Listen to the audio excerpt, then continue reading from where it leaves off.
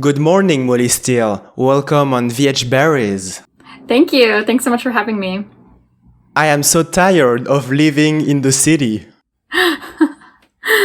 I'm so tired of living in the city too.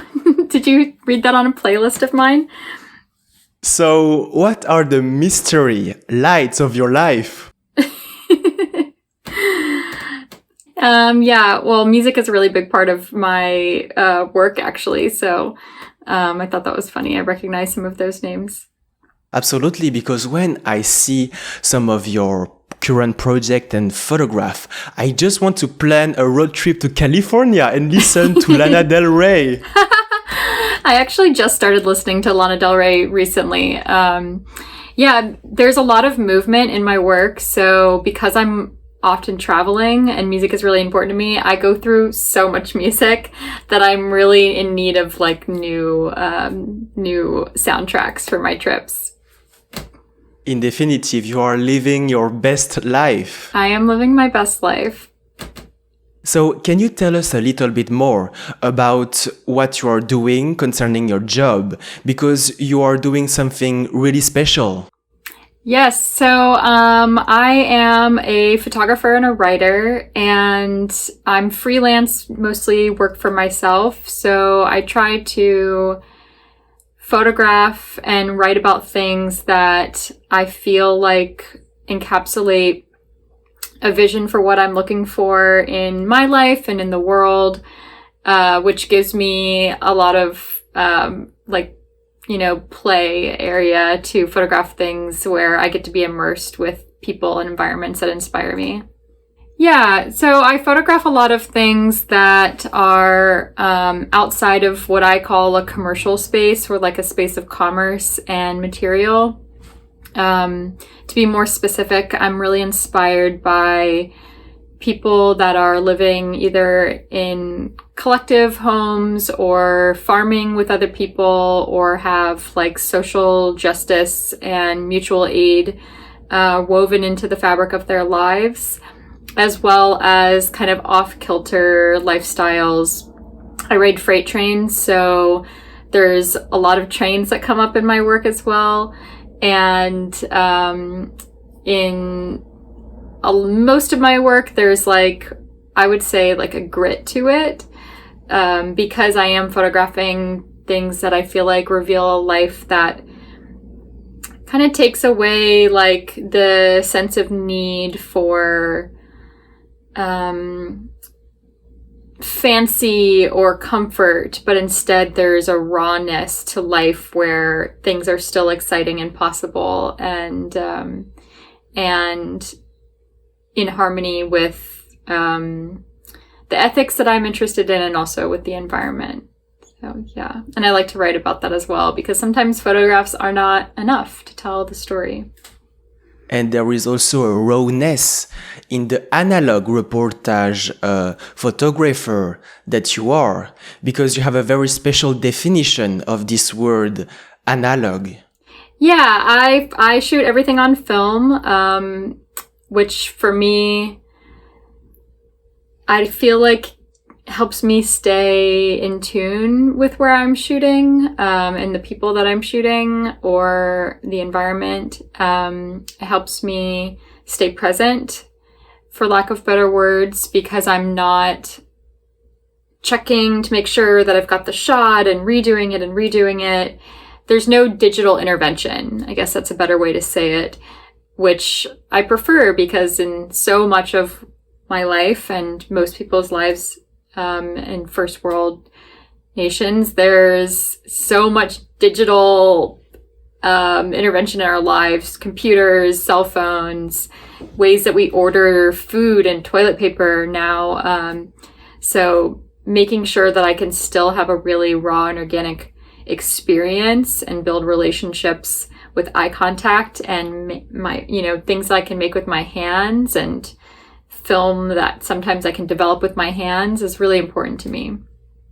And in order to build this relationship with eye contacts, for example, it all started quite time ago with the Nikon F3. Yes, actually, I have it right here. This is, well, it's in my case, but this is my go-to camera that I've been shooting on for my entire career, which kind of goes along with like the ethos behind what inspires a lot of my work, is recognizing that we have these tools that are accessible and durable, that you don't need to spend the most amount of money on or go out and buy the really fancy thing. And my Nikon has built my entire career with me, and it's been through so much with me, and it still functions just as well as it did the day I started working with this camera. So yes, it is like an appendage of my body.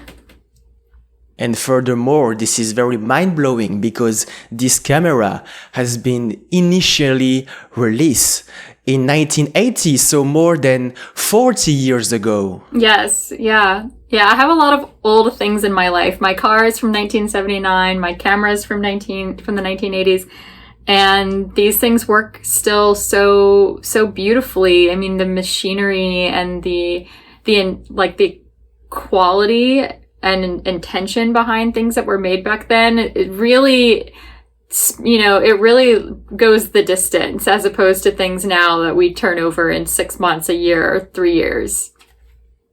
I am very curious about your early days and the beginning of your career because it started a long time ago. You made a very long journey, started from the Beechwood Canyon. Oh yes, yeah, well, that's where I am currently, in Beechwood Canyon. Yeah, I started taking photos because I spent a lot of time by myself, even still to this day.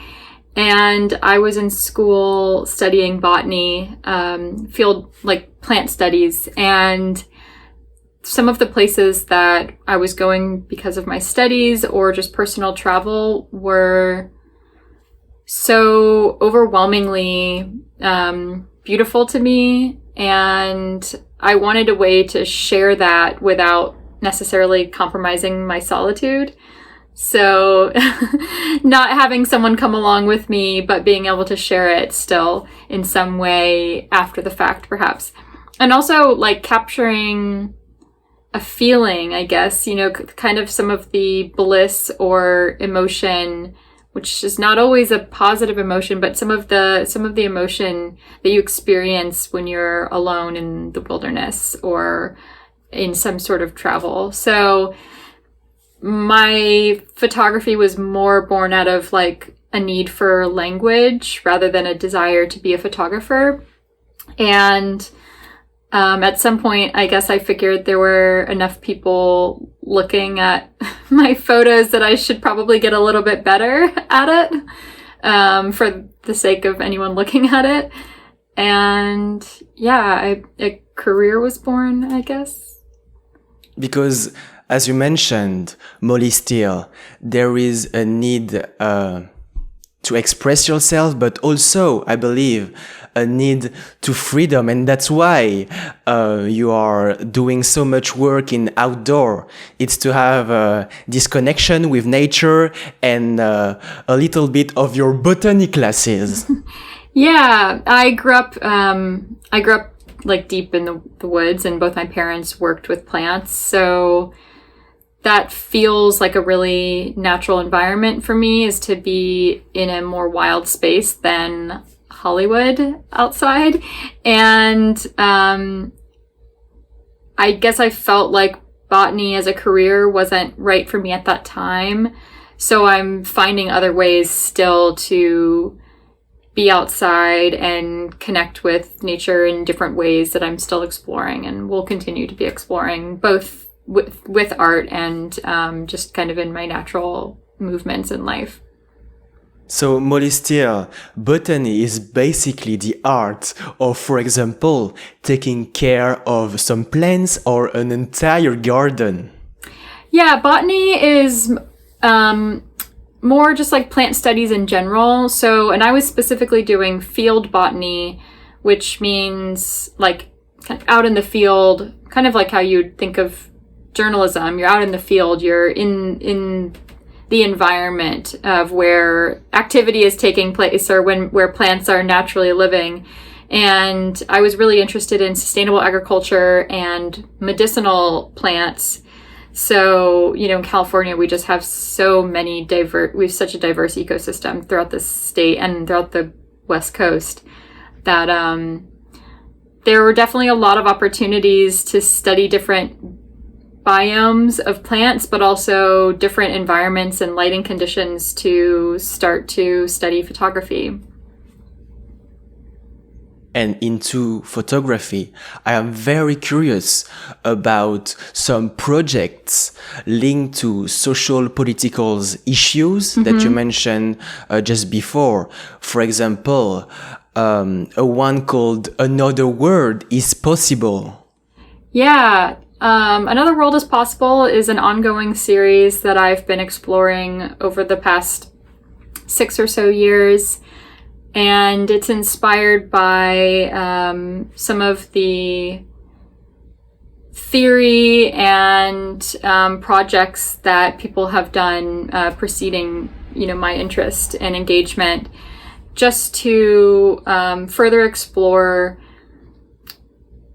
ways that we can relate to each other and to the world and to ourselves that is outside of what we are conditioned to believe that things should be like. And so Another World is Possible is kind of an overarching theme that covers whether it's like activist social justice work that's more in the street, or folks that might be growing food together, or running some mutual aid program, or just living on what maybe most people would think of as the fringes or the phrase, but actually is where people are kind of exploring out beyond their conditioning and out and beyond what we are made to believe is the life that we should be aiming for or preparing for, status quo.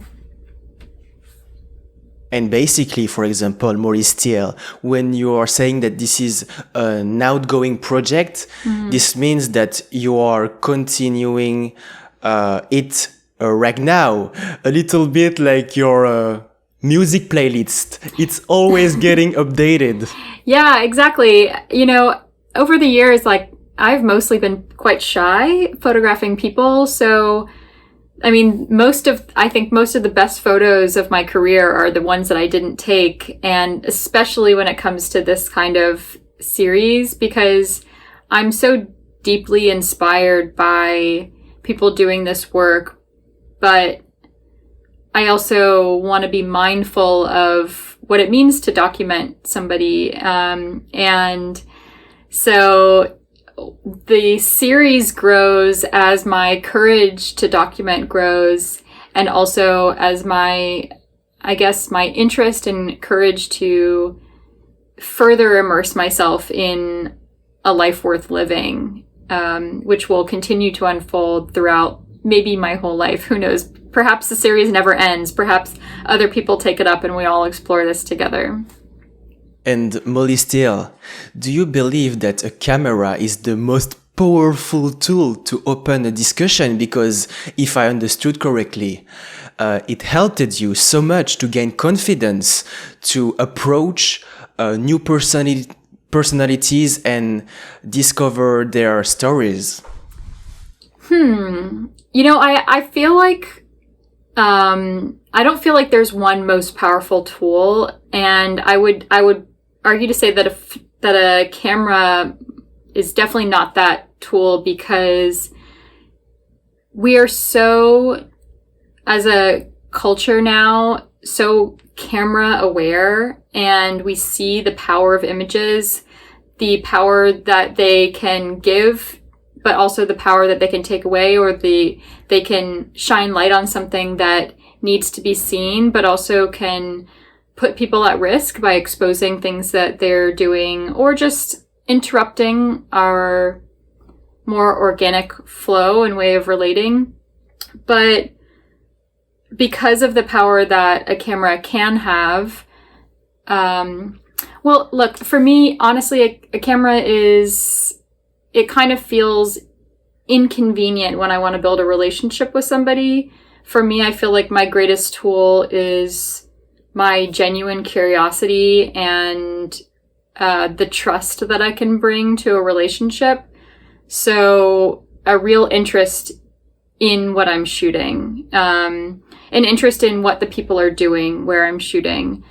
And the camera ends up being a way to communicate those experiences to people who aren't there and maybe don't know that there are people doing something that they're interested in, or that there are other options in life. I mean, back when I was mostly shooting landscapes and travel photography, which I still do a lot of, but there were so many people saying, I wish I could do that. I'm stuck at my 9 to 5.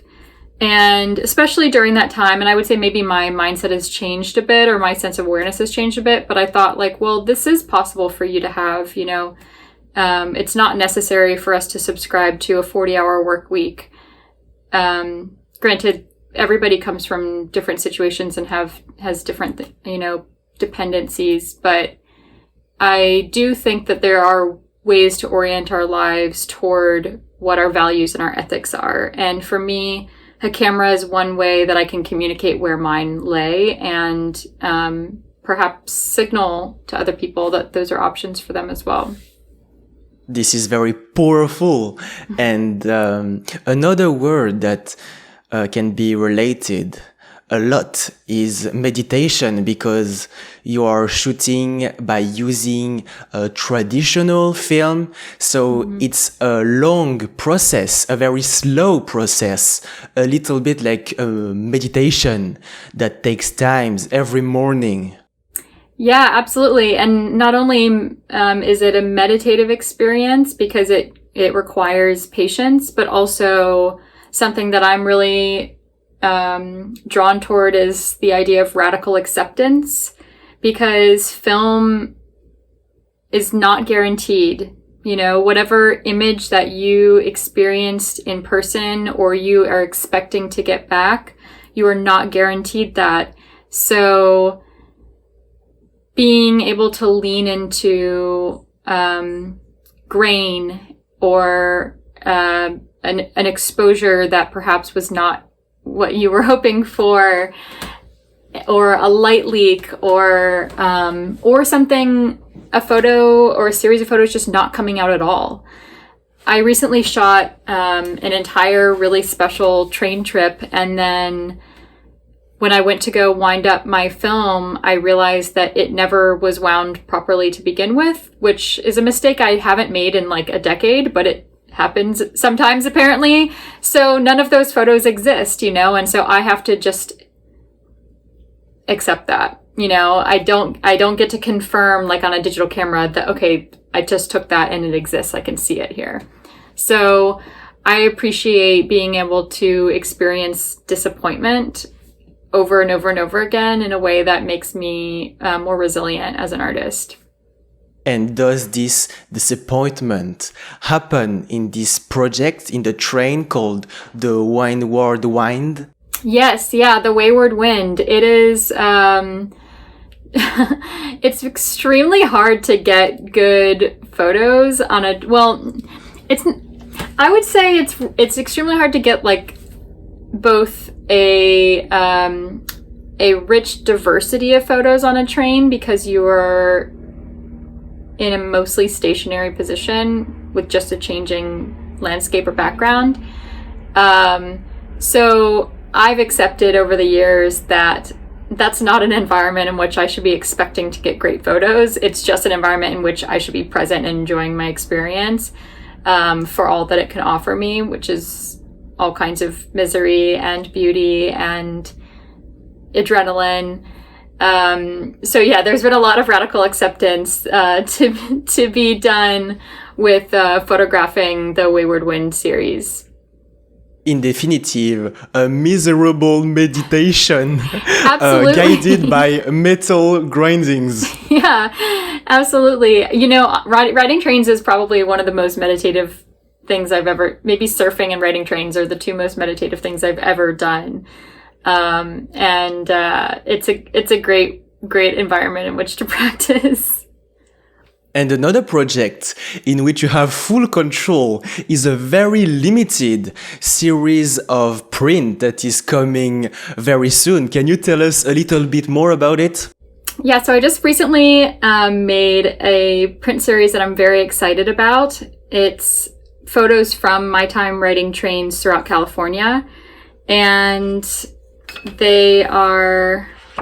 a series of 16 by 24. Wait, that's not 16 by 24. Hold on, I have to start over. What is the measurement? 8 by 12. Okay.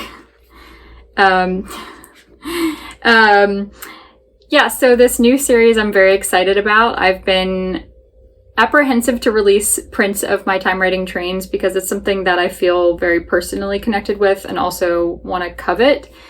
But I did, just as a way of making it remains special, I released a print series of 5 8 by 12 prints. I am going to touch these with my bare hands, but usually I would handle them with gloves. So we've got 5 different images, and on the back of them I've handwritten a little story that goes along with the photos. And here's the last one. This is a self-portrait. They come in this mylar sleeve that is an old map. Let's see. It's an old map of railroad tracks throughout California that has been stitched closed. So the prints come inside like a little folder. And then a kind of bonus print is another self-portrait, this postcard that I designed. And what's special about this, other than this is the only way to get photos, prints from me from my time with trains, which is also ongoing, is that there's some narrative on the back. So the story that adds more richness to the photographs, and then the mylar sleeve, which you could create another, you could undo the stitches and make another piece of art with. So this is something that I've been very excited about, and I made only 25 of them. So I think I probably have 7 left, and they're all signed and numbered. I don't know, it just feels exciting to put something out into the world that is so precious to me, and also to pay respect to still coveting and kind of keeping close something that's important to me and many others that we don't want to be all over the place. And Molly Steele, can you tell us a little bit more about the process behind this very special set? Because this is much more than just printing some photograph and putting them in the frame. There is a very hard work behind it. Yeah, well, first of all, I definitely risked I risked a lot to take these photos. This is... These are, riding trains is not legal or safe. And so these were shot over the course of years, like 8 years worth of riding trains. And that's impossible to put a value on or even to measure in the amount of work and effort or rarity that it is to have photos like this. Which is really special to me because obviously they carry a lot of sentimental attachment, but that's why I wanted to as well add this. I've never made prints where I brought a story into it.